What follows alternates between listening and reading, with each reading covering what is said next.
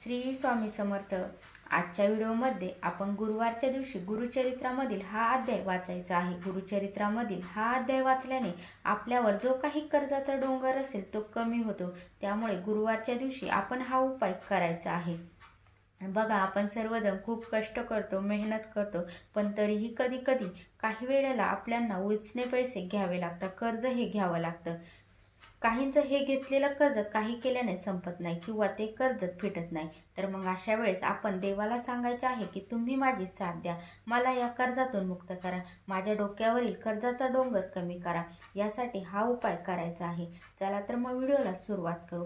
चॅनलला नवीन असाल तर सबस्क्राईब करा, व्हिडिओला लाईक करा आणि कमेंटमध्ये श्री स्वामी समर्थ लिहायला विसरू नका।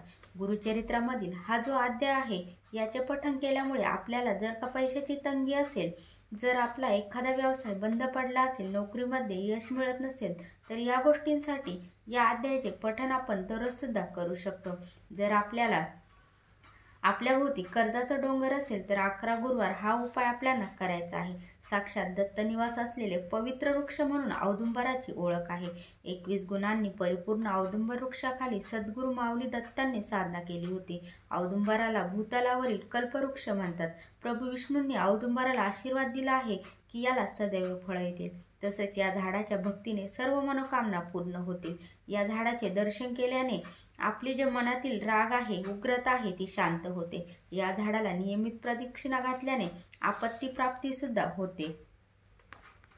औदुंबराच्या सेवेने जन्मांतरीचे पापे नष्ट होतात आणि आपल्याला फलित इच्छा प्राप्ती होते। आपल्याला अगोदर औदुंबराच्या झाडाखाली जायचे आहे। मी तुम्हाला आता तो उपाय सांगत आहे, तो तुम्ही लक्षपूर्वक ऐका। तिथे जाऊन औदुंबराच्या झाडाची पूजा आपल्याला करायची आहे।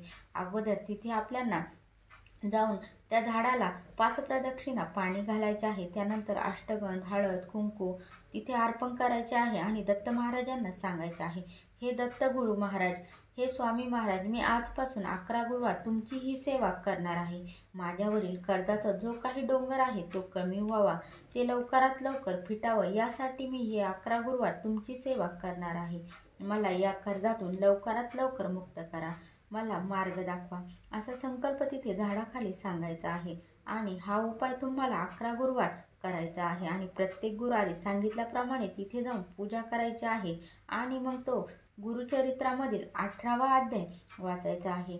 तो अध्याय वाचून झाल्यावर आपण तिथे झाडाखाली खडी साखर प्रसाद म्हणून ठेवायचा आहे किंवा मिठाई ठेवली तरी चालेल। आणि अध्यायाचे पठण करताना आपण आसनावरती बसून ते पठण करायचे आहे, नाहीतर आपल्याला त्याचे फळ मिळत नाही। त्यामुळे आपण आसनावरती बसूनच त्या अध्यायाचे पठण करायचे आहे। अशा प्रकारे आपल्याला तो उपाय 11 गुरुवार करायचा आहे। तर व्हिडिओ आवडल्यास लाईक, शेअर, कमेंट करा। चॅनलला नवीन असाल तर सबस्क्राईब करा। श्री स्वामी समर्थ। जय जय स्वामी समर्थ।